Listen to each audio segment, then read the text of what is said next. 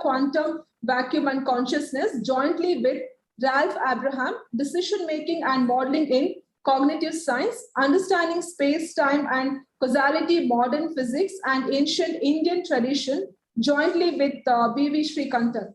He visited many US and European universities as a distinguished professor. We invite Professor C.C. Roy to chair the symposium. Over to you, sir. Good afternoon, everybody.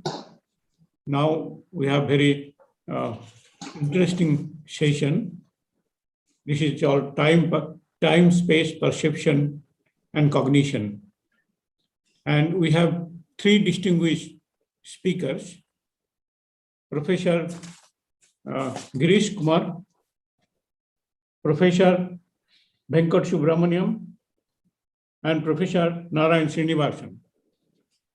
So today's outline of the lectures and discussions is the follows. I mean, every speaker, they are supposed to confine their talk within 25 minutes. And then maybe we can start discussions among ourselves, three speakers, myself, and finally to the audience.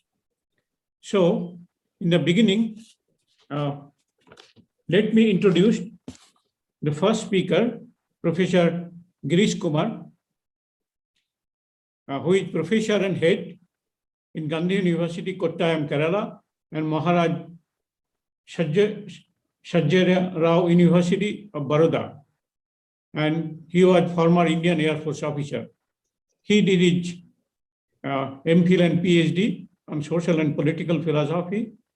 Then he has a special interest on Indian epistemology, Indian culture and religion, Veda-Upanishadic knowledge tradition, and Bharatiya Paripreksha. He is also a member of ICPR, or Indian Council for Philosophical Research.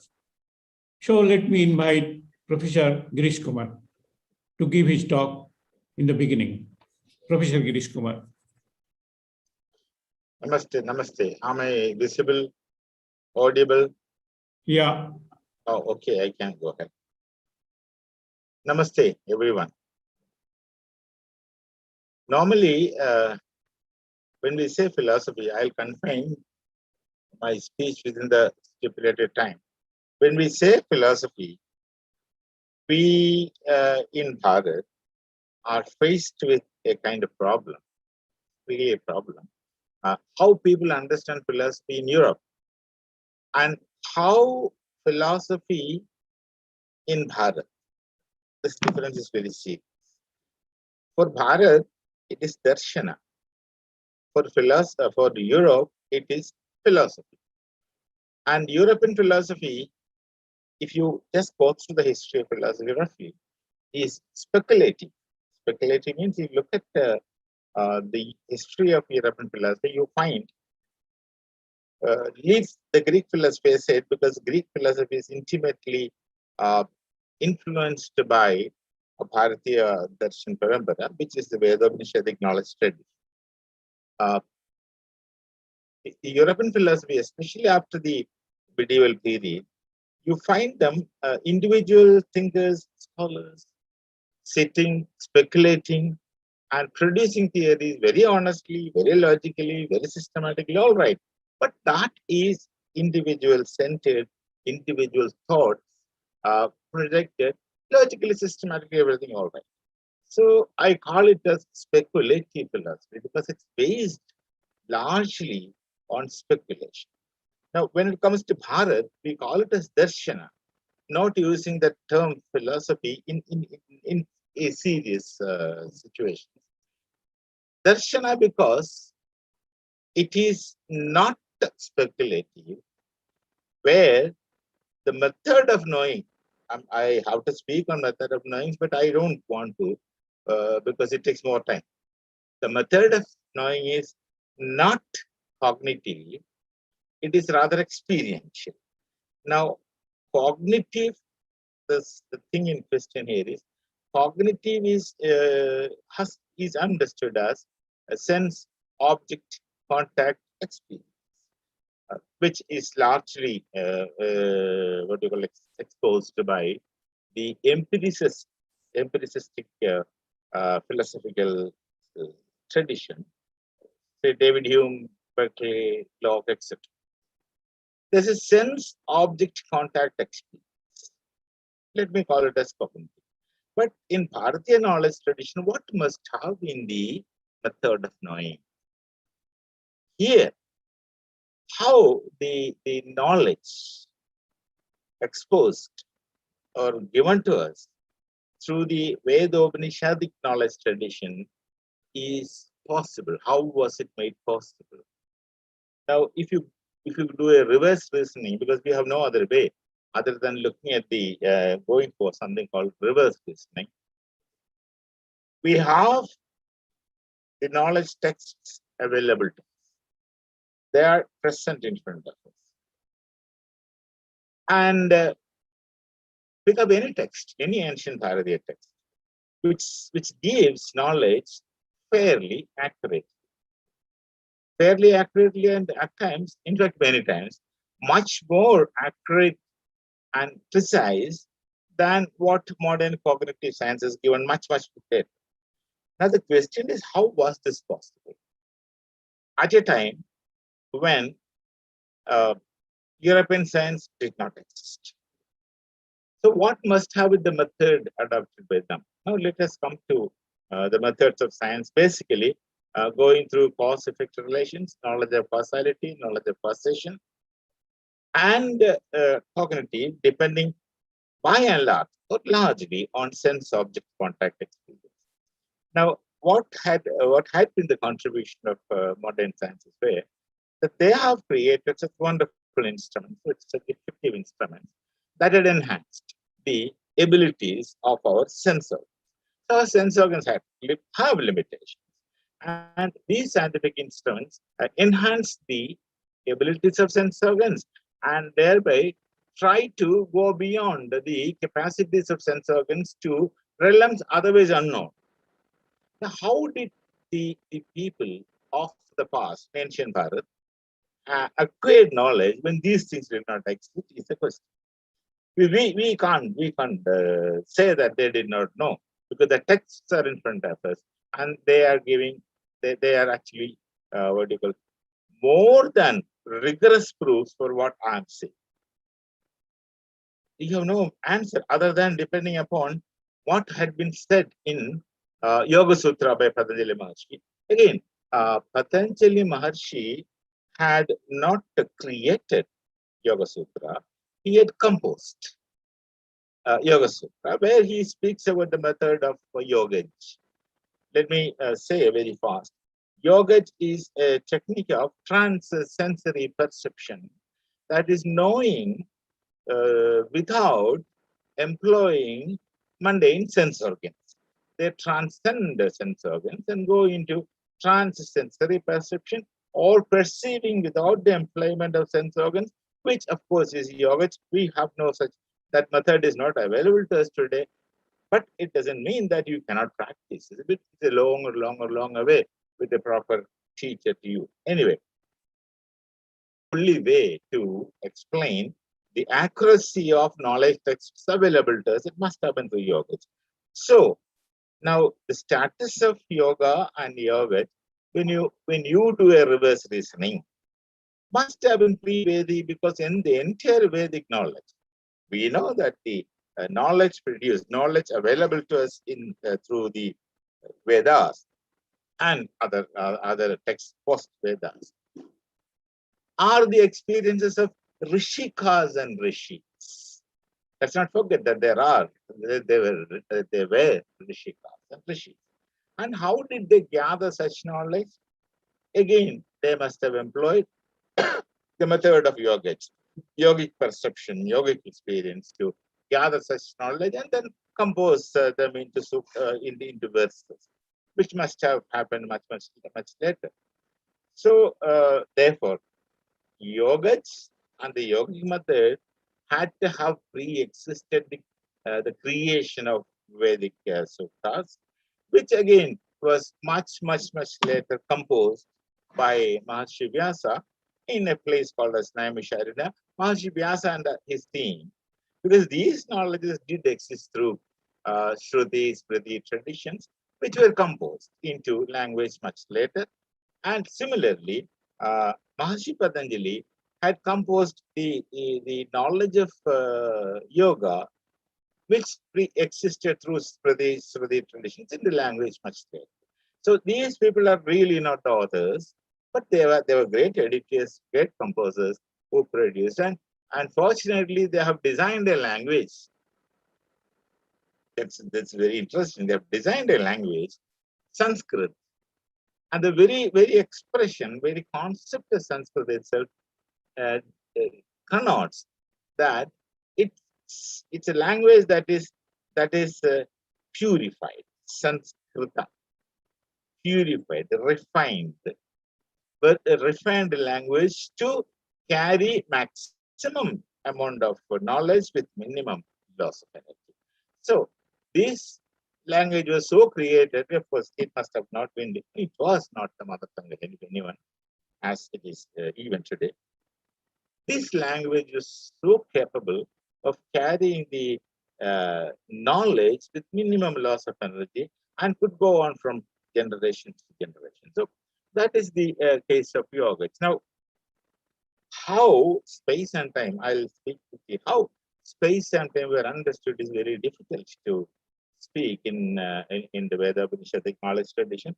We have references of transcending space and transcending time, which much later we see the German philosopher Immanuel Kant, of course, is unable to reach this kind of knowledge level, as his background is entirely European. His background is speculative.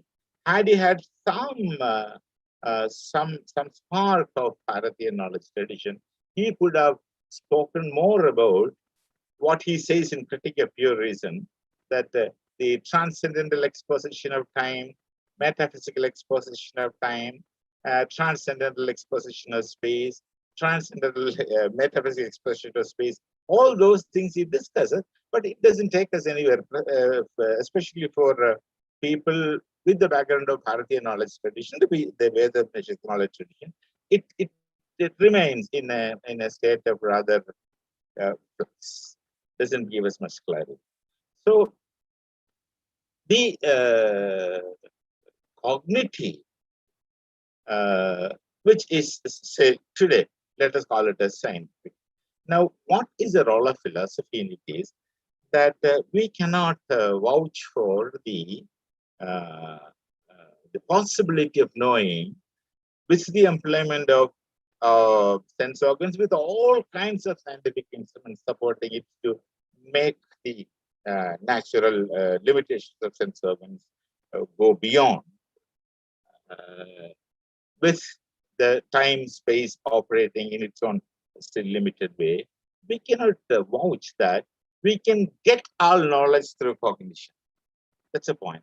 There should be, there will be a point where a scientist would find it difficult to go further into what he wants to know, which we in philosophy call beyond, where they will have to seek help, assistance from the experiential philosophy, which is based on yoga, but not necessarily confined to yoga, based on yoga, based on the available text versus Patanjali's Yoga Sutra, based on this text, but not confined emptily. In philosophical tradition is that to go beyond what is given to you. One can work upon it. Each scientist can individually create his own realm of going into the unknown, which is beyond, taking tips using this method of yoga or yoga to go into the unknown, where demonstrability may be not the case every time. Sometimes it may be possible to demonstrate, but you can't prove it in a laboratory situation. You employing the causation, cause-effect relations, demonstrability. It has to be experienced as you experience by yourself. Another person also has to be experienced. See, I have 10 more minutes, I suppose, or 5 more minutes.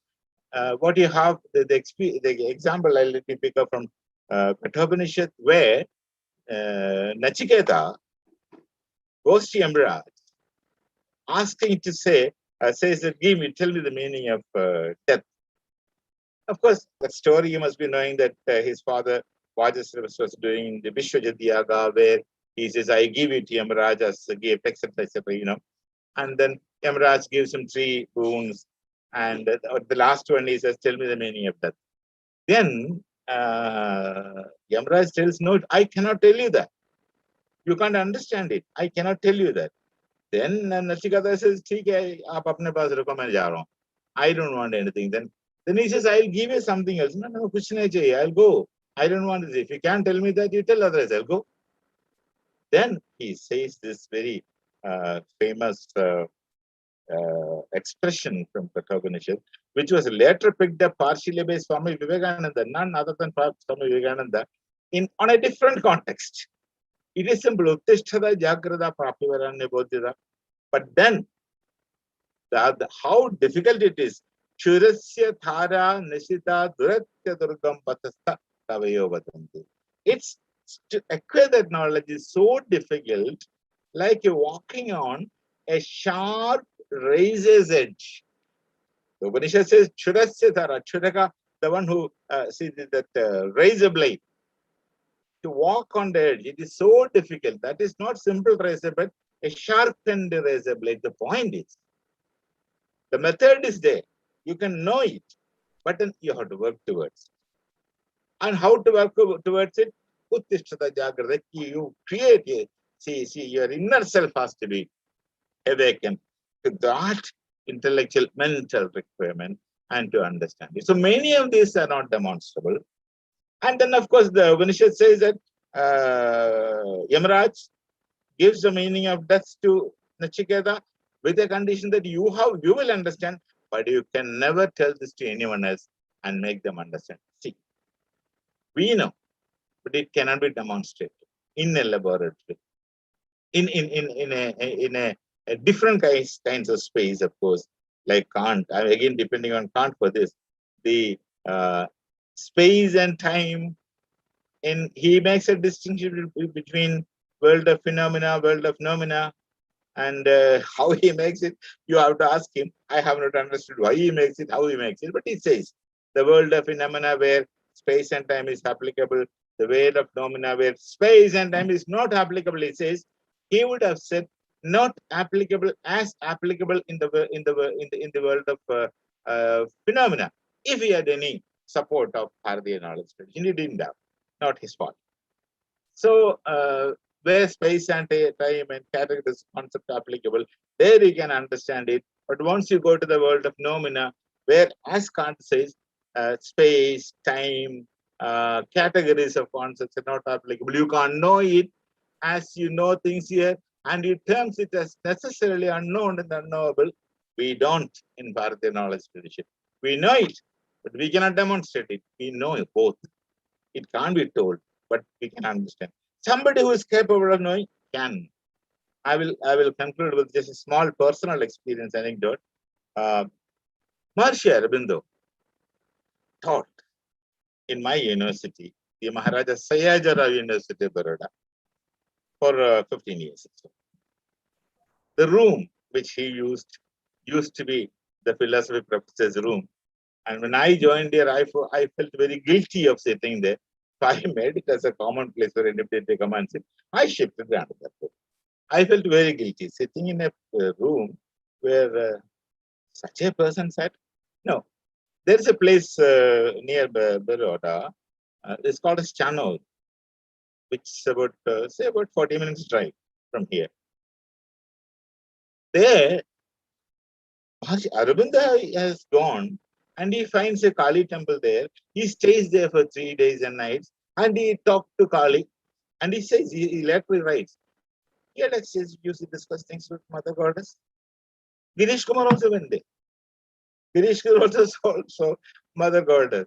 I also walked around, touching the feet, hands, and all the idol. I can't get that experience, and I'm not disappointed. I know that I can't get it. What he got, I can't get it. So this is a level of experience we have. And the scientists can always go beyond the limitations of science through methods of philosophy, Bharatiya Darshan, precisely Bharatiya Darshan, and whether it is yogic experience or the Upanishadic wisdom or the Vedic paths shown to us by the Rishikas and Rishis, a scientist of our present time has these many things available to him when he finds himself stumbling upon something and falling. This expression I borrowed from David Hume. I stumbled upon perceptions, he says. Whenever I try to catch hold of myself, this is from an inquiry concerning human understanding, I suppose. Whenever I try to catch hold of myself, I stumbled upon one or the other perception. I'm not able to understand who I am. I'm not able to understand what I am. His problem, European philosophy, speculative philosophy, but a scientist of our nation has need not to go after this stumbling. When you find yourself stumbling upon obstructions of limitations, depend upon the Vedic knowledge tradition, you have to work a little more. You have to work. We saw Aurobindo Maharshi had written, tried to understand Vedas. He ended up writing a book, Secret of the Vedas. A child is doing a PhD on it now, right now. Secret of the Vedas. And then he says, you can't know it until you get the right teacher. A person of Aurobindo's mental level, spending so many years, comes to conclude you have to depend on a teacher. Yes, you need guidance, you need help. So with this, I will not go go beyond my time. Basically, you can speak few minutes. You have. No, sir, that is sufficient. I said what now the question should come from you. Philosophers don't answer. They create, they make people think and ask questions. Answering is scientist's job. We only create questions, we only make people think, and our job is done. Namaste, sir. Thank you very much. Okay. Thank you so much for your very, very informative lectures. Now, I will invite Professor Venkat Subramanian Ganeshan. He is Professor of Psychiatry from NIMHANS. And out of the many awards and fellowship, I will mention 2 or 3. He is Fellow National Academy of Sciences. Then he won prestigious Shanti Swarup Bhatnagar Prize and DST Swarna Jayanti Fellowships, and of course many thought-provoking publications. So let me invite him to deliver his speech from psychiatric perspective, I think. Okay, Professor Ganeshan. So good afternoon. My screen is visible. Am I audible? Yeah. Okay. Thank you, sir, for your introduction. And thank the organizer for this opportunity to speak and share my views on schizophrenia as a disorder of consciousness. We know schizophrenia is an elusive enigma, and understanding the molecular pathogenesis of this disorder has proved elusive, although there is no shortage of interesting hypotheses. And if we look at from the perspectives of neurobiology, there are several overarching paradigms that have been proposed to understand schizophrenia. At one level, this is a disorder which is conceptualized as an epigenetic puzzle towards some propositions that this is the illness that made us humans, or it is perhaps the price that we pay for language, to a totally antithetical view that there is no such thing as schizophrenia. If we look from neurobiological perspectives, there are several neurotransmitters like dopamine, glutamate, and GABA that are implicated in the pathogenesis of the disorder, involving cortical and subcortical circuits, which essentially focus on the medial prefrontal cortex as well as the limbic system based aberrations. If we have to see these abnormalities from the perspectives of perturbations in consciousness, there are paradigms that can be proposed in which we can link the neurobiological and neuroplasticity related aberrations with specific brain networks that can link these aberrations to, say, self-monitoring deficits, which are again related to the consciousness aspects of perturbations in schizophrenia. And as we know, consciousness research has implicated temporality, awareness of self, and agency or ownership as some of the fundamental characteristics. And if we look at the research studies that are existing in schizophrenia, there are several lines of research that have shown compelling evidence to support self-abnormalities, aberrant time perception, as well as dysfunctional intentional binding in schizophrenia. So these observations support the postulate of consciousness impairment dimension in schizophrenia. And if you look at some of the recent developments in terms of the conceptualizations of consciousness, an interesting line of research and propositions are emerging from the postulate called active inference and predictive coding. To introduce active inference, I want to quote the text that has been recently published in a series of papers that appeared in Neuroscience of Consciousness journal, where this review text by Dr. Dieng summarizes and introduces active inference, like how I'm going to put it in the next few slides. Staying alive requires organisms to maintain homeostasis, which is an internal balance, by keeping physiological states, which are proposed as essential variables within reasonable bounds. Human beings exhibit a form of prospective control or predictive regulation, and this is termed as allostasis. And the allostasis regulate the internal milieu by anticipating physiological needs and acting to meet them before they arise.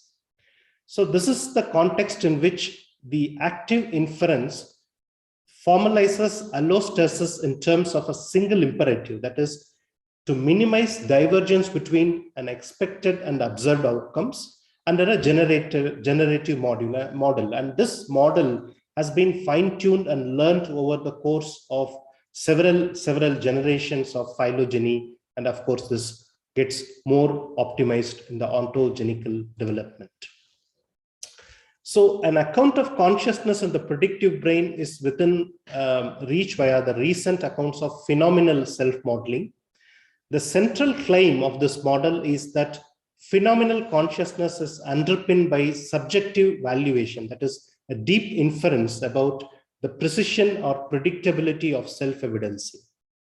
So in this context, consciousness can be understood as arising from subjective valuation, that is the system's inference about the precision on control of self-evidencing or allostatic outcomes. This is where the predictive processing becomes important. Essentially, in the paradigm of active inference, the brain is conceptualized as a hierarchical Bayesian prediction machine. In this framework, the brain is casted as a hierarchical prediction machine, which uses beliefs to update schemes to approximate Bayesian inference by utilizing priors. Priors are nothing but the probability distribution about the hidden states of the world and incoming sensory data, which are essentially the prediction errors, through which the brain arrives and deduces the posterior estimate, which is essentially a best guess of the hidden causes of the sensory signals that impinge the organ. So coming to the link between these postulates and some of the critical symptoms of schizophrenia, like delusion and hallucination, to refresh the definition of delusion, It is a false belief based on incorrect inference about external reality that is firmly sustained despite what almost everyone else believes and despite what constitutes incontrovertible and obvious proof or evidence to the contrary. Whereas hallucinations are perception-like experiences that occur without an external stimulus, they are vivid and clear with the full force of normal perceptions, and hallucinations are generally not under voluntary control, and as per definition, these experiences must occur in the context of a clear sensory. Recent conceptualization of the cognitive architecture of delusions have modeled how aberrant beliefs are overlearned and they can become immutable. Preoccupation and abnormal conviction on these beliefs may stem from cognitive biases against incorporating into one's beliefs in the context of evidence to the contrary. These erroneous beliefs are potentially further augmented through exaggerated subcortical dopaminergic reinforcement. So consistent with such a formulation, hallucinatory phenomena can be understood as certain aberrant experiences that may arise from biasing prior expectations over incoming sensory evidence. So in this context, schizophrenia is postulated as a disorder of predictive coding, and this is an interface through which the consciousness theories may also interact. Predictive coding is a theory of cognition in which the brain is constantly generating and updating a mental model of sensory input. And this is based on a simple but powerful idea that instead of representing the sensory input directly, it is often preferable to represent the prediction error. That is the difference between the sensory input and expected input. So this is the kind of postulate that is being proposed to explain some of the phenomena that occur in the context of psychosis. At one level, the predictions that are encoded at the higher levels of the hierarchical system are sent as predictive signals to the lower levels. So this is the arrow that represents it. And whenever there is an incoming sensory data that violates these predictions, a prediction error is sent to update the predictive model at higher levels. And in psychosis, the balance between the prediction and the sensory data has been proposed to be disrupted with a decreased precision in the representation of priors and increased precision of the likelihood. And these aberrations can be linked with the dopaminergic as well as glutamatergic dysfunction. And if you look at the Bayesian disconnection in schizophrenia, there has been a lot of research that have happened in this area, which essentially implicate frontoparietal disconnectivity. And this disconnectivity perhaps might have a context sensitivity. That is, the reduction in the connectivity may happen in certain contexts rather than a generic observation that may be pervading all throughout. So in some of the functional MRI studies that we have done, this is one example where we used resting state functional MRI data and we applied a machine learning algorithm, and in which we observed schizophrenia patients to have significant evidence to support frontoparietal hypoconnectivity, which coexisted with hyperconnectivity that involved the auditory network. Apart from this, there are several other lines of imaging studies that we did from NIMHANS where we were able to uncover frontoparietal aberrations in patients with schizophrenia. In addition to the functional MRI observation that I presented in the previous slide, there are a series of studies which suggested frontotemporoparietal aberrations in schizophrenia. Interestingly, there are concepts that have been proposed to link the frontoparietal aberrations as the underlying factor of self-related abnormalities. And if we get into the basics of the self and its interface with consciousness, self is proposed as a necessary condition for the constitution of experience and consciousness, and disordered self has been proposed as amongst the critical fundamental aberrations in schizophrenia. So in this context, I want to introduce two concepts, that is the sense of agency and sense of ownership. A sense of agency is the sense of being the initiator or the source of a movement, action, or a thought, whereas the sense of ownership refers to the sense that it is I who am experiencing the movement or thought. In other words, this can also be called as minus of the experience. So if you look at the delusions of control, which are considered as one of the characteristic manifestations of schizophrenia, the agency and ownership concepts are invoked. For instance, what we see in this slide is a description of a passivity phenomena, which is another term for delusion of alien control. In passivity phenomena, schizophrenia patients fail to recognize their own agency. Rather, they misattribute agency for their movements to someone or something else. For instance, a person may say, "The force moved my lips, I began to speak, and the words were made for me." Clinically, in the context of associated other disturbances, this could be interpreted as a passivity phenomena with which we diagnose schizophrenia. Here, if you look at the finer details, as per the experiential component given by the person who has these schizophrenia symptoms, we can understand the motor action responsible for the speech is in fact the patient's own motor action, and the patient acknowledges that they are his lips that are moved, but he makes an error of identification concerning who produced this motion. Here, the sense of agency rather than the sense of ownership is disrupted.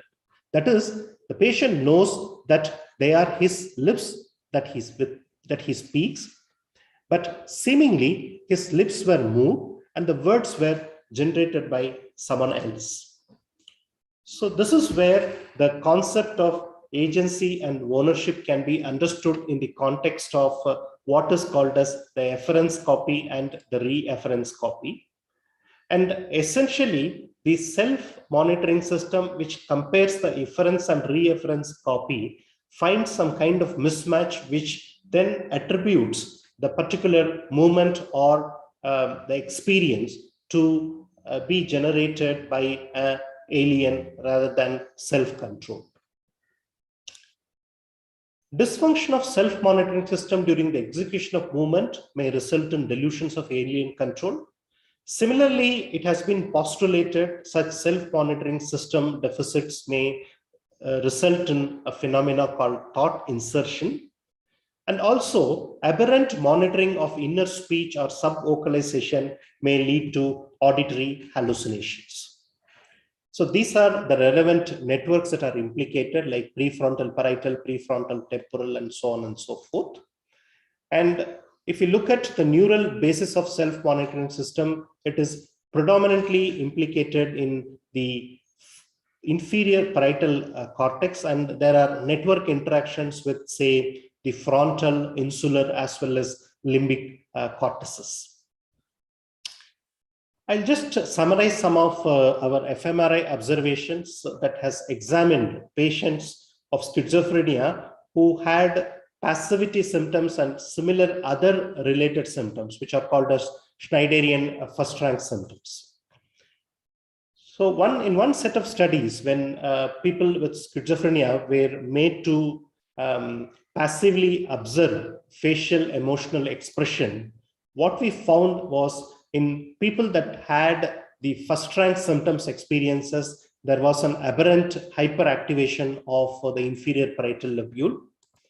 And also in a spontaneous movement paradigm, patients with schizophrenia, they showed aberrant hyperactivation of the right parietal cortex.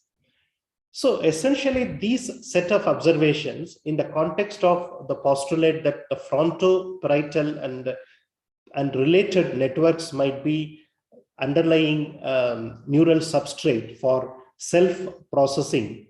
And given that there are aberrations which have been found in these networks, as well as associated cognitive disturbances in schizophrenia, some of these observations partly support the self-related dysfunction in schizophrenia, which can be extended and inferred as a consciousness perturbation. Coming to the last part of my presentation, essentially trying to see how some of these understandings could be translated towards clinical practice, as well as how it can further advance our understanding of the consciousness basis of schizophrenia. I would like to focus on the neuroplasticity component, and I will just revisit the paradigm which I proposed earlier, in which several of these neurobiological abnormalities which involve these neurotransmitter pathways are also critically implicated in neuroplasticity dysfunction. And neuroplasticity, as we know, is the neurophysiological process through which the brain adapts to changing environment by altering its molecular and structural features. And in an independent set of studies, we established evidence to support neuroplasticity abnormalities in schizophrenia, namely in terms of observing certain adaptive brain development factors like insulin-like growth factor or brain-derived neurotrophic factor, as well as link between the brain-derived neurotrophic factor gene polymorphism and hippocampal deficits in schizophrenia, and its link with certain neuroimmunological aberrations. So essentially, these disparate set of observations converge towards an interacting paradigm which can suggest neuroplasticity aberrations in schizophrenia to have different underlying neurobiological deficits. Either it is neuroplasticity parameters like BDNF deficits or neuroimmunological parameters like, say, interleukin 6 or other pro-inflammatory aberrations. So essentially, all these aberrantly influence the neuroplasticity, and if such plasticity aberrations abnormally influence the neurodevelopment, that in turn leads to brain circuitry abnormalities, especially involving the frontoparietal network, which in turn can result in the symptoms of schizophrenia.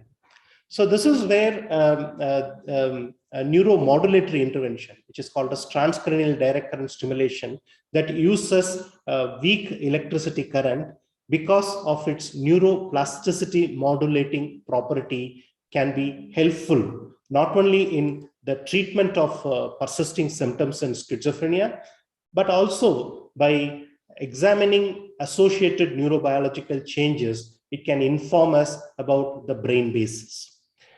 TDCS causes neuronal membrane potential changes as well as neurotransmitter and BDNF, that is brain-derived neurotrophic factor modulation.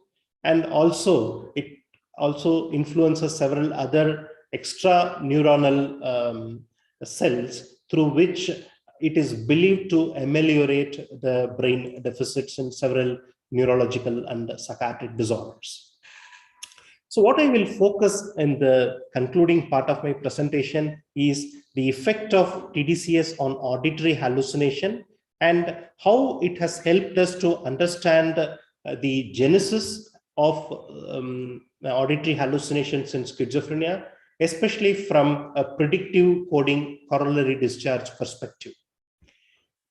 From the studies that I summarized earlier, the positive symptoms, that is hallucinations and delusions, are associated with aberrant hyperactivation of the parietal cortex, especially the inferior parietal lobule.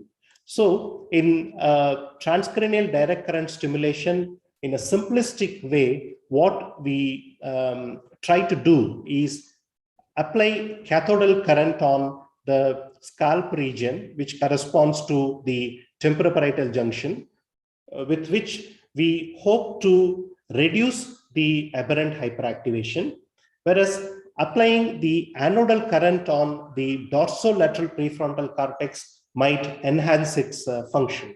So as we saw in the previous slide, it is both the hypofrontality, that is diminished prefrontal function, and associated hyperactivation of the parietal cortex, which might be underlying these positive symptoms in schizophrenia. And the TDCS, which is a non-invasive technique which can help in ameliorating some of these brain aberrations in schizophrenia. In this particular study, we examined the effect of TDCS on auditory hallucination, and using a rigorous double-blind sham control design, we were able to show add-on treatment with the transcranial direct current stimulation helped in amelioration of auditory hallucinations in schizophrenia. In a parallel or in an extension of this study, we used a focal neuromodulation in which we injected cathodal current on the left temporoparietal junction, which again helped in amelioration of auditory hallucinations. You have 2 minutes time. Okay. Yes, sir. I'll be finishing. Wind up. Yes. So if I have to link it with the coronary discharge paradigm, as we had seen in some of the earlier slides, the efference copy and corollary discharge deficits are linked with predictive coding abnormalities in schizophrenia. And this is basically related to the sensory attenuation of self-generated signal. And in a set of studies where we examined the coronary discharge profile in schizophrenia patients that had auditory hallucination showed corollary discharge deficit. And when these patients were treated with the frontotemporal transcranial direct current stimulation, along with improvement in auditory hallucination, there was an improvement in the corollary discharge deficit, and we could relate these corollary discharge changes with improvement in auditory hallucinations as a causal relationship through mediation analysis. Coming to the summary and select perspectives on future direction. So in this talk, I tried to give some evidence to support schizophrenia as a disorder of brain connectivity, and then introduced the concept of consciousness from the perspectives of active inference and predictive coding, and related it with the delusions and hallucination, and then presented some of the neuroimaging evidence. Of course, this is a selective presentation which focused on work that had emerged from our group at NIMHANS, and then linked the frontoparietal disconnectivity with self-aberrations in schizophrenia, and then shared some of our observations with respect to the TDCS effects on improving auditory hallucination as well as correcting the corollary discharge deficits in schizophrenia. Future work needs further systematic evaluation to advance the understanding of schizophrenia as a disorder of perturbed consciousness through the active inference-based Bayesian predictive coding framework. So there are many research avenues that can help us to understand this. And I wish to stop here, thanking the team who has been a major support to conduct all these studies. And with this, I stop my presentation. Thanks again for this opportunity. So thank you, Professor Ganeshan, for very fascinating lecture. Maybe by the end of 3 lectures, we'll start discussions. So, thank you. Yeah. Now our next speaker, the last speaker of this session, is Professor Narayan Srinivasan. He is currently Professor and Head, Department of Cognitive Science, IIT Kanpur.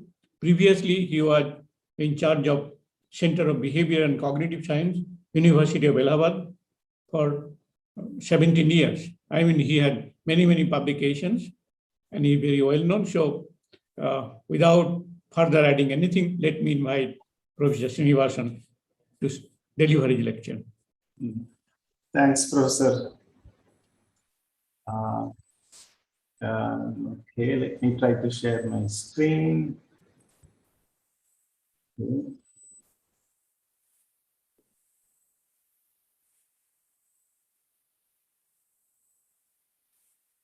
Are you able to? Yeah. Yeah. Okay. Well, first, let me thank the organizers for inviting me for this webinar. Thanks to Professor Roy for the kind introduction. I'm going to talk about a little bit of our work on time consciousness and timing of cognition. So let me quickly start. So the talk has kind of two parts. The first part, I will talk about our proposed hierarchy to explain time consciousness and timing of cognition in a single framework. Then I will talk one experiment or one study that we have done to look at temporal experience, basically using perceptual switching, using something called Necker-Q. All of us know this. Every experience that we have is embedded in a subjective timeline. So there is pretty much whatever we experience. Currently, you are experiencing the lecture. It is embedded in a subjective timeline of your own. And our ability to perceive time, maybe this lecture is going very fast, or previous lecture is very fast or very slow, plays an important role in shaping our experience of events and enables us to organize our day-to-day activities, which typically depend on time. For those who are not familiar with how time perception or time experience is studied in the laboratory, we use various tasks that are measures to measure how we perceive time. So for example, a verbal estimation, we ask people to make a verbal estimation, give a number. We initially train participants to do that. And we can compare those verbal estimates in, say, two different conditions, and later you will see. Some people ask people, present a particular stimulus for a particular duration, and then ask people to reproduce the same amount of time that they experienced that particular stimulus. That would be called reproduction, say using the keyboard or mouse. Then there is a bisection task where people are initially trained with, for example, a short duration and a long duration. And then when certain durations are presented during the experiment, subjects are asked, well, is this duration of this particular stimulus in this trial, is it close to a very short duration or a very long duration? Then from these responses, the psychometric function is constructed. You can measure the point of subjective equality or the slope or the just noticeable difference or Weber fraction to essentially characterize our perception of time.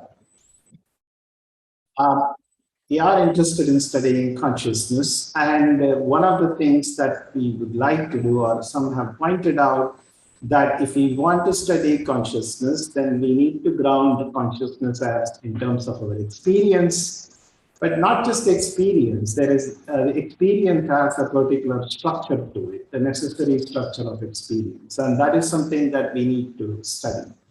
Dennett and Kinsborn had pointed out this distinction between content and vehicle. So you can think of it as contents of consciousness versus vehicles of consciousness. We can study vehicles, we can study certain properties of structure or content. For example, we can use psychophysics to study color perception as a possibility. Of course, in our lab, one of the things we study is time and how we perceive time. Why should we bother about time, right? Here are some codes. Mental presence over time is a sufficient differentiating property between mind and matter and continues to remain to be ignored. This is Frank in 2008. Problem of time is rivaled only by the mind-body problem in the extent to which it inexorably brings into play our major concerns of philosophy. This is Wilfred Sellers. And time has a particular interesting property. The only property of consciousness which is both present in structure of experience and also present in terms of content. It is something that is available in both ways. Let's just look at a simple example of color, for example. Now, contents, the representations of color, of course, are not themselves color. They don't have anything to do with color. However, time is such that even if your representations of time or content about time is something, that cannot be avoided. William James, in his Principles of Psychology, talks about the species present or the moment of experience that all of us go through. In short, this is a quote: the practically cognized present is no knife edge, but a saddleback with a certain breadth of its own on which we sit perched and from which we look in two directions into time.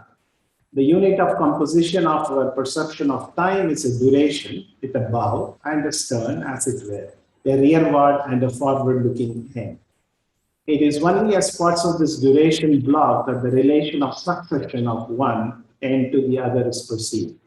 We do not first feel one end and then feel the other after it, and from the perception of the succession, infer an interval of time in between, but we seem to feel the interval of time as a whole with its two ends embedded in it. There is a lot of things to parse here, but we will see what we can do. For those interested in philosophical models of the species present or time consciousness, there are three basic models or kind of conceptual models that many have proposed in the literature. Okay, so one is the so-called cinematic model, there is a retentional model, and there is an extensional model. All three of them differ in terms of content and the nature of content and the nature of representations, right? So in a cinematic model, you have moments of experience, but these moments, the representations themselves are not temporal. The content themselves are not temporal either. It's really like a cinematic snapshot model. So you have these discrete moments, and they don't have time itself as a property. You have retentional models where there is temporal content, but its representations are still atemporal. Your moment of experience is still discrete. There is simply a line here, as you can see. But the content themselves are based on what happened earlier or in the past, so to speak. So that's why it's called the retentional model. In the extensional model, which is some kind of a realist model, you have both content and representations, and everything is temporal. So there are things happening in the world, happening in time, and then your experience itself has a certain duration, and it has its own temporal properties. So one of the issues that have been, if you read the literature, is that people argue for one model or the other, and there are different number of people who have said, well, who have argued for either a retentional model or an extensional model or a cinematic model and so on. But there is really no conclusive evidence at this point in time which is, say, the best model of the three. In this context, many have realized that whatever happens in our mind, there are things are happening at multiple time scales. And perhaps we need to start looking into it in terms of different time scales and what happens or what is different between these time scales. An example would be Ernest Popple, who proposed two hierarchical levels of periodic integration. One is a very fast level, it creates around 30, 40 milliseconds. The other is around 2 to 3 seconds. This is just to indicate, and this is one of the most prominent suggestions that have been made. What do we propose? This is a work by Ishan Singhal, works in the PhD in our lab, and this is published for those who are more interested in exploring it in a journal called Neuroscience of Consciousness this year. So what is our proposal? Well, we propose that there are 3 temporal scales, each nested within each other. The fastest scale is 30 to 50 milliseconds. The next intermediate level thing, events are occurring at the 300 to 500 millisecond scale. And at the, in terms of the longer time scales, at least we are considering here, events are occurring in the range of around, say, 3 seconds or 3 to 5 seconds. Now, this itself is nothing novel here. What we are proposing or have proposed is that these three levels, they not only differ in terms of time scale, in terms of fast to intermediate to slow time scales, but they also differ in terms of the nature of the mechanisms that are involved in our time consciousness. So in our proposal, the fast scale, 30 to 50 millisecond scale, information is updated at very fast. And what is happening is essentially a cinematic level, right? This is what is indicated by these thin lines here. Then we have the intermediate level, and in our model, the intermediate level, which is related to Jane's species present, is actually, as we can go back, is an extensional model, okay, which is shown here.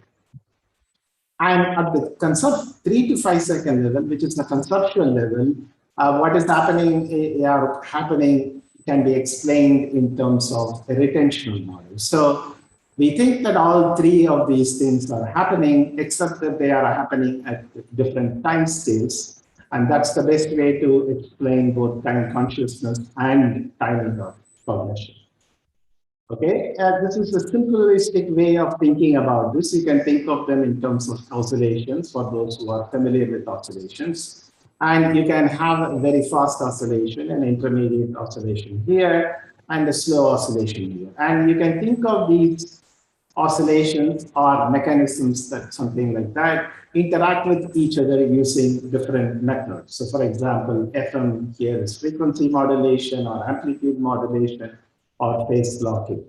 So through these mechanisms, through these interactions could potentially explain or underlie what we have proposed. Okay, it's just a proposal. I'm just going to take one example to indicate this, given time. For some of you may be familiar with something called phi, it is apparent motion. You can see here there is a green dot, followed by in time, it's moving, and there is a red dot. And then if you get the timing right, you actually perceive what is shown on this figure here. That is, you will see green for some time. Somewhere in between here, it will switch to a red percept, and then you will see red come on, and you will actually perceive motion, okay? Remember, red color circle appears in time here, but your perception feels like you have green for some time, and then you have changes into red for some time, and you perceive continuous motion. Piper, in his paper in 2019, have tried to explain this between interactions between oscillations. And what he proposes in this case is that this particular phenomenon can be explained. What you see here is a slower oscillation and a faster oscillation, which is gamma embedded in it. And then this can be explained, or this apparent motion can be explained using phase amplitude coupling that involving theta and gamma oscillations in the brain. This is a proposal, but it's something that we could look into. The most important point about our proposed model is that it can explain different phenomena that already exist in the literature. So if you propose three levels, the fast updating cinematic level that happens at 30 to 50 millisecond time scale, the intermediate level 300 milliseconds, and the slow updating retentional level at 3 to 5 milliseconds. There are many phenomena that you can explain as arising out of interaction between these three levels. To take some examples and say, elaborate a bit more, what you see on the red here, the red arrows indicate some phenomena that is associated with our experience of time, okay? What the blue arrows indicate are phenomena that can be potentially explained by essentially something to do with timing of cognition. And our proposal is that The same mechanisms that explain temporal experience can also be used to explain timing of cognition. Okay, so let's just quickly see one or two examples. So what you see here is PE or AS. PE is prior entry, AS is attentional scope. So basically, prior entry is if you, let us say you pay attention to a particular, there are two possible stimuli, and then you pay attention to one stimulus. That stimulus enters your conscious experience, that you experience it first before what you did not attend. And this is called prior entry. So prior entries essentially can be explained by how the intermediate level influences what is happening at the fast updating cinematic level through feedback. Similarly, if you look at timing effects, there is AB is attentional blink. There are certain effects that are associated with attentional blink. Basically, attentional blink is if there are two targets that appear in succession, if the time difference between the two targets is roughly around 200 to 300 milliseconds, then you do not identify the second target or not identify it well. So it's called attentional blink, and that again can be explained as arising out of interaction between different levels, or for that matter, change blindness here. So intentional binding, I think Dr. Venkasubramanian mentioned it, can be explained as arising out of interaction between the slow level and the intermediate level. CF is continuous flash suppression. It is commonly used to study visual awareness. Again, can be explained as interaction between intermediate level and the slow update. So the basic idea here is, and you can check the paper for more details about how it's done, that different phenomena that is associated with our experience of time as well as timing of cognition can be explained using this hierarchical framework. Now, the structure matching hypothesis, which is essentially, let me expand on it. Phillips has said, the way we go about trying to answer the question concerning the temporal structure of our conscious experience is by making a judgment about the temporal structure of the apparent objects of consciousness, and then by taking our experience to be structured in the same way. Basically, the structure of our experience is going to influence the way we perceive time. And it applies to the immediate present or now. And in general, most of the models of time perception are not based on structure matching pieces, or they do not really take explicit account of our phenomenology of our experience of time. So what this needs is a change in felt time solely by a change in experience. And this is what we wanted to show in the lab, and this is what you're going to see in the next few slides. There have been proposals before that kind of have indicated to it. For example, Kees van Leuven in 2007, based on a dynamical system framework, proposed the notion of coherence interval. And basic idea is information is processed and transferred during periodic coherence between areas. Okay. During switch times, when you switch from seeing something to seeing something else, in the absence of coherent system, is at a transient state, and thus the duration of switch is as if it is deleted. That is, switches being instantaneous. When you switch from seeing something to something else, there is a switch. It's instantaneous, but perhaps it still has to take some amount of time. And if that is the case, and if your perceived time is based on experience, you are really not experience anything at that short moment. In that case, that should essentially get subtracted. Okay, so how do we study something like this? Normally, it doesn't happen. So we use something called a Necker cube in the lab. This Necker cube, for those of you who have seen, if you keep staring at the center of the Necker cube, you will see the experience the cube to be oriented in a particular direction. And after 2-3 seconds or 4 seconds, it will switch. And then you will now experience the cube as oriented in another direction. And this keeps on changing, as you can see below here. It keeps on changing over time. And of course, it's not exactly periodic. It's a nonlinear time series. But you can see that it is viewed from above, below, and these switches keep happening over time. So the important issue is what happens when there is actually a switch. does it really affect how you perceive time? There are three possible predictions you can make. You have general pacemaker accumulator models of time that generally predict a null result, that it should not matter because the stimulus itself has not changed, right? It's the same cube that is being seen on the screen from a stimulus perspective. If you have cognitive timer models that are, improvements of the generic pacemaker accumulator models, they would predict that when there is a switch, there is some event that occurs. And when things happen in time, you generally perceive those durations to be longer compared to when, let's say, less things are happening or less events are occurring within a particular span of time. This is used to explain why time flies faster in some cases and so on.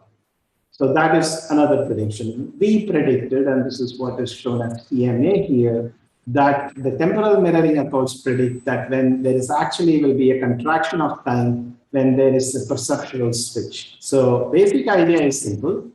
Here is a nickel cube, which is say here, I mean, one face is shown by ABCD. There is a rod that will pass through the nickel cube. You will see the cube in a particular orientation. Let us say we will tell you to start the trial at that point in time. Now the rod can move in two different possible ways.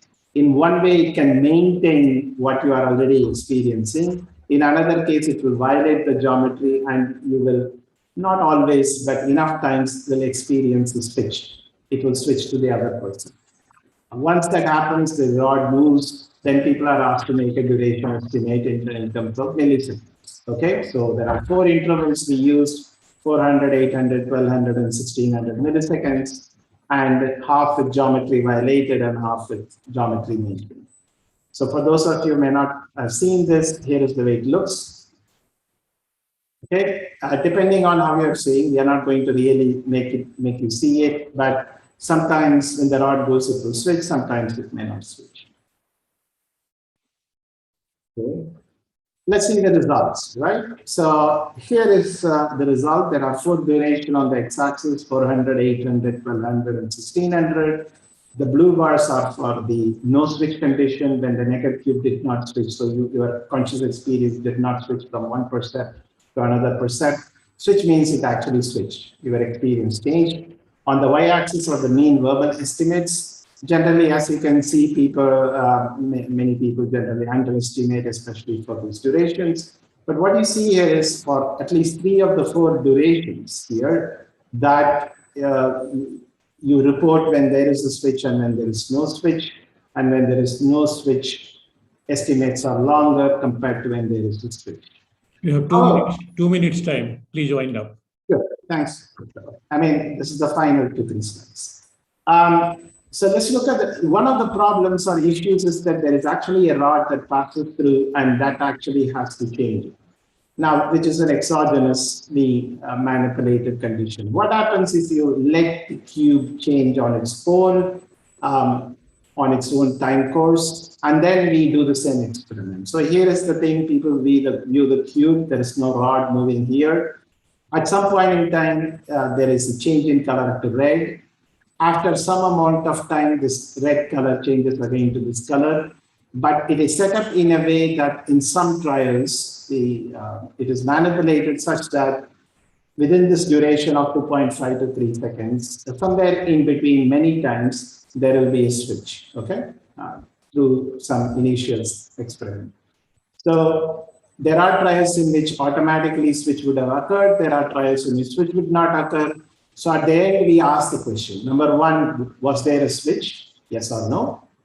Subjects indicate that. And we also ask people to report the duration of the trial. What you see is actually you get an even stronger effect across all durations. The red bars are larger than the blue bars. So basically, when there is no switch, you give a larger estimate of time compared to when there is actually a switch experience. So you can imagine it this way: when there is no perceptual switch, things are going on. You can think of it as time, passage of time indicated by whatever is happening in your experience. When there is a perceptual switch, there is a bit of like a blank here, which normally we don't notice because it's very fast.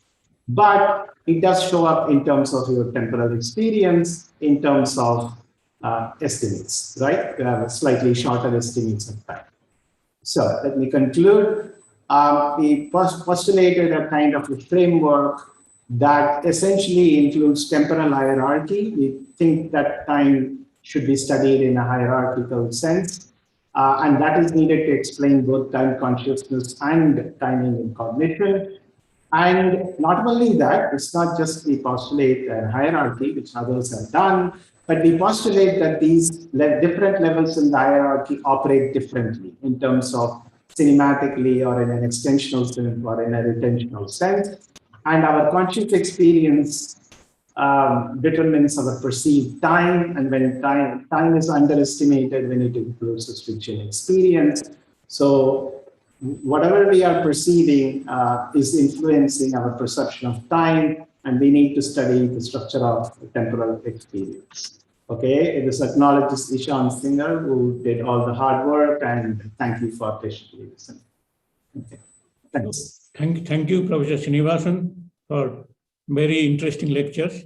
Now, before taking the questions from the audiences, let me start with a few queries which I need clarification for me as well as maybe for some other participants here. So, as our symposium starts with philosophers, so let me start with some philosophical questions.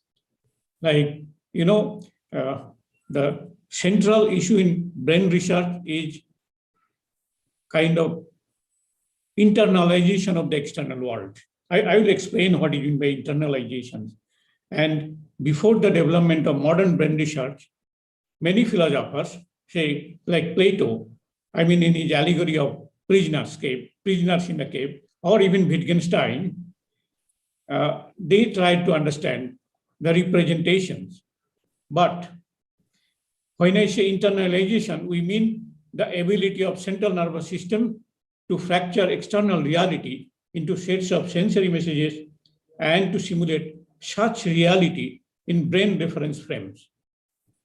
So what is the issue? I mean, issue is how the central nervous systems sense time, temporality, or space, like here and now. As you started with the lecture with the very good questions regarding methodology in science and methodology in our ancient Indian traditions. Normally, what we understand, the methodology in science called empiricism, and methodology in ancient Indian tradition, we say introspections. Now, in case of sensing time and space, there is a very famous positivist philosopher. His name is Ernest Mach. He is guru of Albert Einstein, and he wrote a very famous book, maybe at the end of 19th century or beginning of 20th century, called Sensational Analysis and Geometry. So there he claimed that there are two schools of thought regarding space, time, or geometry. One is called, he specifically mentioned the term Hindu geometry. It is not my terminology.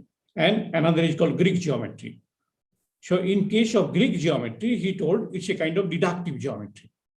On the other hand, in case of Hindu geometry, he told inductive geometry. So immediately it raises the issue whether we can think of a sense-dependent geometry. Because in our all Vedic wisdom, we think that how we perceive the object, we perceive through sensory perceptions. But in science, not only sensory perceptions, we need instruments. So there is a difference in the methodology. Now you tell me whether we can think of this kind of sense-dependent geometry from Vedic wisdom. Mach is a Western scientist, physicist, and philosopher. The question is to me? Yeah, I'm asking you as a philosopher. Okay. So inductivism is climbing up. Yeah. Deductivism is coming down, as per Plato and then later the inductive thinkers. So in Bharatiya knowledge tradition, it's always ascending. If you roughly say, not technically, it's always ascending. Now, I don't know anything about geometry or science or mathematics or physics, but I can talk about methodology as used by scientists and as used by ancient Bharatiya thinkers. See, that I've told you. Once you use sense organs, it becomes cognitive. We would say that. But if you can transcend the sense organs, everyone transcends sense organs at some point or the other, and you do it unknowingly. Now we are a scientist. We are stuck. When you use the word transcends, we are stuck. Yeah. Okay. And now, why I am asking you as a philosopher, because suppose you are walking in a street, one car is coming, and the car anyhow, he is not moving in a proper direction. So you think it might hit you and there might be an accident. So you have some conceptions of how far distance the car is, where you can go. So the issue is how our brain senses this concept. That is empirical space, empirical time. No, not the outside. Even inside. See, yeah. inside is the reflection of what you perceive outside. The whole thing is mundane. The whole thing is empirical. When you say transcendental, you leave everything and go to a different realm. No, I am saying, is it a mental construct or no, it is really happening? That's a scientific question. How do you distinguish between mind and manas and atma and chetana? No, when you say mental construct, it comes to philosophy. It's not purely science. That's a portion of philosophy, but that's not confined to it. Okay. See, if it is phenomenology, they would try to say everything is subjective. All right. That is their perception. Fine. But then if you go outside that frame, there are different other things. We would like to look at things in totality, at least in principle. Yeah. No. You take one thought system, and if you remain confined, fine, that's all right. That's one's choice. But then there are things beyond it. That is my position. No, because there is a recent debate among neuroscientists. They say the debate is whether brain perceives space and time in the way what we perceive in classical physics or else like in relativity. And this debate has come out in a science by two top-ranking neuroscientists, Budsaki from New York and Rudolf Linus from New York. They jointly published a very, very thought-provoking article in Science a couple of years before. And the essence of their writing is that brain cannot perceive the space and time as we understand in the external world in terms of physics. Could be, sir, could be, because you're treating brain as a mechanical device, if I am allowed to say so. And not only that. A mechanical device, not only that. No, there is a difference. Difference is, suppose you are looking at a flower, a rose. It has a color, it has a smell. So stimulus is coming and our central nervous system processes the sensation. Fine, sir. I get your point. That is how scientists perceive. No. The question is, then the issue is the issue of semantics. This is semantics. This is not just information, because information doesn't have semantic content. Brain not only Carl Pubram, he's the famous brain scientist. He used to say that brain not only processes information, but it interprets also. That interpretation is not there in any physical instruments. That is the problem. I said so to say instrument, not physical instrument, absolutely. But that is how scientists look at things. Yeah. But my question is, it's not just confined to the frames of causation. Mm-hmm. Not confined. What it is beyond, one has to experience. That is a problem to us. That is a problem for all of us. When you say experience, we have experience.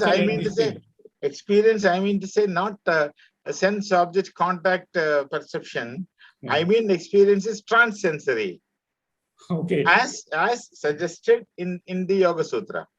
Yeah. I have not practiced it. I'm unable to practice. We might not need it today, but then we need it today also after a point. Okay. After a point, you have to go forward. No, When all the instruments clock down, when you have these questions, yeah. when Then you raise such questions. Maybe some because of the shortage of time, we can discuss maybe sometimes later. Sure.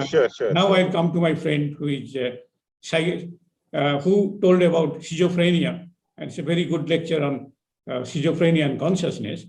When you use the terminology disorder in consciousness, what is meant by disorder? Because why I am telling, disorder has a specific connotation in physics. And Walter Freeman, the man who introduced extensively computational technique in understanding neuroscience, he used term chaos. Chaos is also understandable in nonlinear dynamics. So when you say disorder, is it same you are telling about chaos or something else? Yeah, thanks for the question, sir. When I use the term disorder, I wanted to communicate that there are some differences which were observed in these patients in certain parameters. So it could be something like the temporality, or in terms of some experiments in which we infer how the self is processed, or in terms of how some of the brain phenomena that are associated with sensation, say for instance, a corollary discharge is different between a set of patients and a set of controls. Yeah. So that's where it stops. And through these observation, there is a suggestion that certain elements of consciousness could be different in these patients, and they have a relationship with the severity of the symptoms or presence of the symptoms.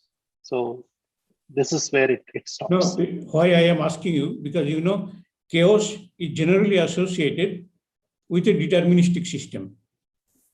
Okay, but disorder can be associated not only deterministic system, maybe probabilistic system too. But if you consider brain as a Bayesian approach, so maybe you are assuming kind of stochasticity is there, inherent stochasticity is there. Yes. So maybe disorder is a proper term there. Or even many people in the community, they consider it's a deterministic system and chaos is coming because of the sensitivity of the initial conditions. That's why this is related again to the concept of free will and consciousness. Right. Okay. I mean, now maybe last Narayan. Okay. I have two queries. One is people talk to neuroscience people, they talk about quanta time, 10 to 14 milliseconds. This is associated with 40 hertz gamma oscillations. Okay. And second one, we say that whatever we measure, temporality or spatiality with outside instruments, can you identify some neuronal circuits internally in the brain which can say, well, this way you can say temporality, or this way you can say spatiality. And then question comes, what is the function of circuits? Because there is a problem in hippocampus. Again, Bulshapi wrote another article very recently. Mm-hmm. Well, regarding the first question, yeah, I mean, the idea that there is a fast time scale, I mean, we just put it as 30 milliseconds, but it's essentially a range of periods, right? Yeah. So 40 hertz will come to 25 milliseconds. Yeah. So roughly that's in the ballpark. And that's one of the reasons why the fast scale is usually put around 20 to 30 milliseconds. We also know from psychophysics temporal discrimination studies, as you mentioned, that we cannot resolve at a finer time scale normally than, say, less than 10 milliseconds or something like that. So given that there seems to be some kind of limitation, and that's the reason the fast time scale in our hierarchy and many other hierarchies as well, usually put in the order of 20, 30 milliseconds as the range. Coming to the second question, the answer is, well, the correct answer is I really do not know. It's quite possible that there is no one particular area in the brain that is only associated with temporality. It's quite possible that all of the brain is in some sense associated, always associated with temporality. The contents of your experience may change, but I think the essential temporal nature of it probably, I'm just guessing, it's not going to be a particular property of one small area in the brain. That I think is unlikely, given that there is no, for example, there is no one small area equal lesion, and people say I have completely lost my sense of time.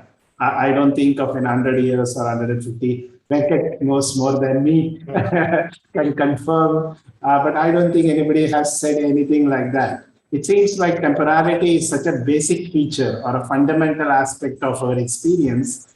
Only in rare cases, you see people reporting absence of time. Yeah. I mean, there was a discussion about methods. I was reminded there has been study with very experienced meditators who have practiced for like some 30,000, 40,000 hours for 30, 40 years, very expert. And when people have, I mean, this is a friend of mine who did a phenomenological study and looked at essentially, so people do report that when they have certain, let's call it peak experiences, they do report a loss of both sense of self and sense of time. This is only one of the places where it's temporarily reported, but of course this happens. This does not happen all the time. So whether that is something that one can study using whatever scientific methods we have, I really do not know at this point in time. Maybe not, but one can be optimistic as well. Yeah. So that is why I think it's very important to do phenomenological studies where we actually characterize and tabulate experiences of various kinds and various factors that influence them and use it as a kind of starting point. For example, this is what we did in chemistry.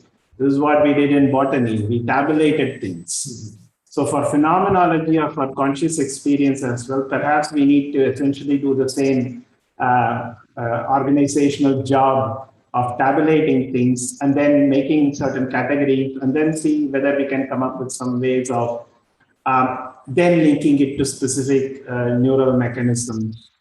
I guess it's just, I don't know. The answer is I don't know. Maybe I have a very small query to my friend working in schizophrenia.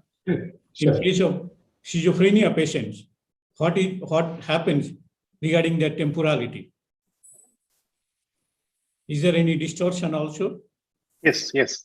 The distortions are quite consistently reported, and they use this paradigm of intentional binding, and that is a paradigm which will help us to understand how the temporality is processed in people with schizophrenia, and that there are definite observations to suggest due to intentional binding related abnormalities, people derive abnormal cause effect relationship in terms of something being caused by myself is being attributed to be of elsewhere origin. Dr. Narayanan has done original research in this area and has also published a very influential paper, which was very insightful for me. I learned quite a bit from the paper. Maybe Dr. Narayanan can add something more to this. Now we have a lot of audience or participants. They might be eager to ask questions. Well, let me just complete what just Venkat said. I don't work with schizophrenic patients, but there are a lot of studies I do know that exist that experience of time in schizophrenics are severely affected. Not just the binding, I think I've seen studies where even their passage of time duration perception is affected. I saw one paper where their ability to predict time, so in terms of when something happens, also seems to be affected, which kind of links to what Venkat was saying about the Bayesian brain. That also seems to be affected. Yeah, so I think their experience of time is definitely affected. Yeah, that might be a really good arena, for schizophrenic patient to study all these kind of things. Okay, let us now make it open to the audience or participants. If somebody have questions. Yeah, any questions? Hello, sir. So this is Rahul from Center for Consciousness Studies. So I have rather two questions to Dr. maybe Narayan Srinivasan and Dr. Venkat. So first of all, thank you for the wonderful talk where you summarized the recent advances in time perception. So the first question is, for example, with respect to time perception, when we talk about the resolution or say sampling duration of the percept, if there are some studies in the domain of visual illusions, for example, the double flash illusion, where if we present only a single visual flash, but if we present two auditory clicks within 100 milliseconds, the people get an illusionary flash. They see two flashes. So the whole idea is they propose that the perception, whatever happening in within 100 milliseconds, which is one cycle of alpha oscillation, is perceived as a whole single thing. So in your proposal, it was mentioned the resolution is around say 25 millisecond or something like that. So I would like to know, are there any studies which point towards resolution of human percept at a perception level, not from a oscillation level? For example, oscillation level, if we divide 1 by 40 hertz, we get a very small window. So I would want to know your take. Yeah, so essentially, remember though, there are two scales here, right? There is a fast scale that is things are happening at 25 milliseconds. Then there is an intermediate scale that you can think of it as putting together the extensional level at 250 milliseconds. So when you have things within a certain span of time, so people have done these studies where durations, both visual and auditory, durations in which things get integrated into something versus things get differentiated into something. Now that seems to be in the order of 30, 50, 60 milliseconds. Also remember though, these are just a range of values. These are not fixed values because the actual values is going to depend on multiple factors. So you really have to think of them as a range or scale rather than one single number. There is no one single magic number here, right? So basically think in terms of less than 100 milliseconds. Sometimes it's more, sometimes it's less for certain specific phenomena.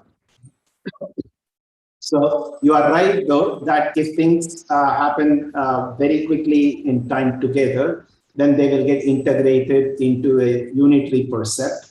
And if you increase the duration between them, at some point in time, things start getting differentiated. This is one issue. However, even if there are two things, remember though, when you are experiencing, even if two things occur, you still, in succession, you can still perceive succession as well, right? That in a kind of tied manner, that this is something happening in some sense conjoined together.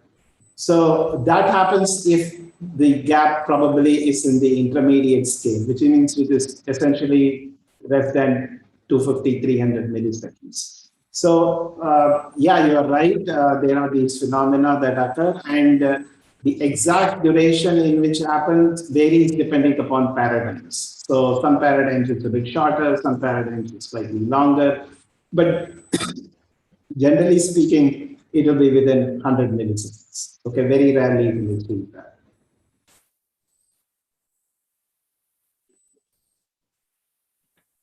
Yeah, Rahul, you told you have a question to Subramanian. Yeah. Yeah, so in the case of, for example, Dr. Olivia Carter's studies, even Dr. Narayan Srinivasan's, the after-color perception studies, what is reported is with certain type of mental training, the perception stability increases. So the question to Dr. Venkat is, for example, if we talk about disorders of consciousness, do we see a reverse thing in, say, people with schizophrenia or similar, where their temporal stability breaks down? For example, the Necker cube transition happens, say, faster in schizophrenics versus to better stability in meditation. So more or like conceptually, schizophrenia people sitting at one end of the ladder, whereas meditators sit on the other end of the ladder. So Okay. About the last part of your comment, I don't know. Whereas with respect to the specific question that you have asked in terms of the temporality processing in schizophrenia, as we just discussed, yes, there are quite a bit of substantial evidence. Coming specifically to the illusions, there are a set of studies that have examined people with schizophrenia, and they are found to be resistant to illusions, mainly because if we look at the brain as a hierarchical prediction machine, which generates model of the environment, then there has to be some kind of strong prior or the higher level expectation, which will influence, and that is what which leads to the generation of illusions. So there are certain illusions like McGurk illusion, when they combine both the visual and auditory stimuli in a incompatible way. Generally, the visual stimulus overrides our perception. And since such strong predictive priors are not there in a set of schizophrenia patients, when I say a set of schizophrenia patient, it also refers to the symptom status of theirs, because as the stage of the illness progresses, there seems to be some variations. So essentially, there are studies that show people with schizophrenia are showing resistance to illusions, mainly because of weak predictive priors. That is number one.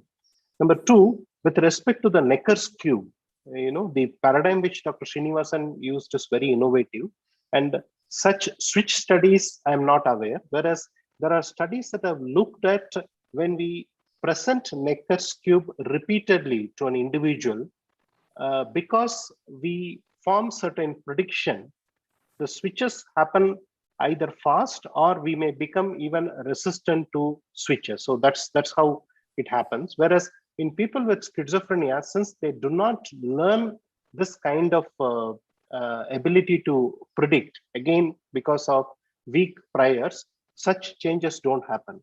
So if you want to extrapolate in terms of temporality in the context of these illusions, so one would expect definite differences in schizophrenia patients. So it would be interesting to explore when the switch happens in the paradigm which Dr. Srinivasan has examined, the time contraction, what happens in people with schizophrenia. So that kind of studies I am not aware of. Whereas with respect to resistant to illusions, yes, there is evidence. With respect to the perception that time is passing slow, yes, there are studies that are available. So any other question or any comments?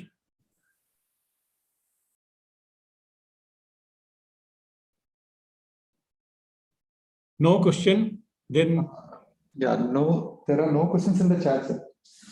okay, so we can close it now.